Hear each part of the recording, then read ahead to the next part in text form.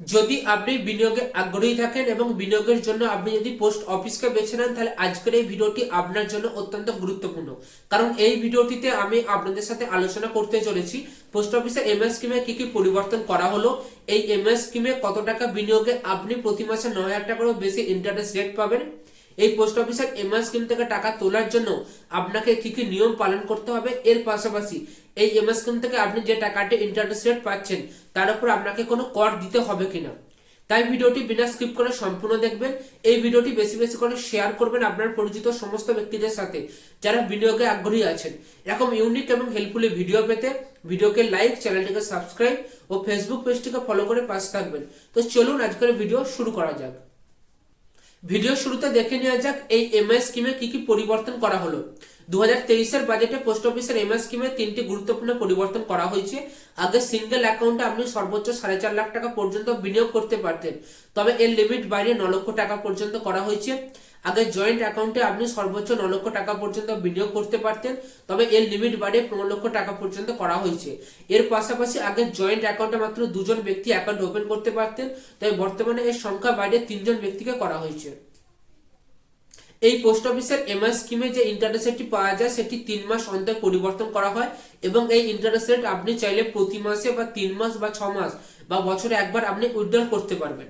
এবার দেখে নেওয়া যাক এই পোস্ট অফিসের এমআই স্কিমে আপনি কত টাকা বিনিয়োগে প্রতি মাসে 9,000 টাকা বেশি ইন্টারেস্ট রেট পাবেন। পোস্ট অফিসে এমআই স্কিমে বর্তমানে 7.4% হারে ইন্টারেস্ট রেট পাওয়া যাচ্ছে। সেক্ষেত্রে আপনি যদি 9 লক্ষ টাকা বিনিয়োগ করে থাকেন, আপনি প্রতি মাসে 5,550 টাকা ইন্টারেস্ট রেট পাবেন এবং যদি আপনি এখানে 15 লক্ষ টাকা বিনিয়োগ করে থাকেন তাহলে আপনি প্রতি মাসে 9,250 টাকা ইন্টারেস্ট রেট পাবেন। এর পাশাপাশি যদি আপনি এমআই স্কিমে 5 বছর জন্য বিনিয়োগ করে থাকেন তাহলে আপনি 5,55,000 টাকা ইন্টারেস্ট রেট পাবেন। পোস্ট অফিসের এমআই স্কিমটি 5 বছরের জন্য, তো এখানে আপনাকে বিনিয়োগ করলে 5 বছরের জন্য আপনাকে বিনিয়োগ করতে হবে। যদি আপনি তার আগে টাকা তুলতে চান তো অবশ্যই আপনি টাকা তুলতে পারবেন। যদি আপনি বিনিয়োগে 1 বছরের মধ্যে টাকা তুলতে চান তাহলে আপনাকে কোনো রকম ইন্টারেস্ট দিতে হবে না। বাট যদি আপনি 1 থেকে 3 বছরের মধ্যে টাকা তুলতে চান তাহলে আপনার বিনিয়োগের উপরে 2% হারে ইন্টারেস্ট রেট কেটে আপনাকে বাকি টাকাটা ফেরত দেবে এবং যদি আপনি 3 থেকে 5 বছরের মধ্যে টাকা তুলতে চান তাহলে আপনার বিনিয়োগের উপরে 1% ইন্টারেস্ট রেট কেটে বাকি টাকাটা আপনাকে ফেরত দেবে। এবার দেখে নেওয়া যাক এই পোস্ট অফিসের এমআই স্কিম আপনি যে টাকাটি বিনিয়োগ করছেন সেখান থেকে আপনি যে টাকাটি রিটার্ন পাবেন তার উপরে আপনাকে কোনো কর দিতে হবে কিনা।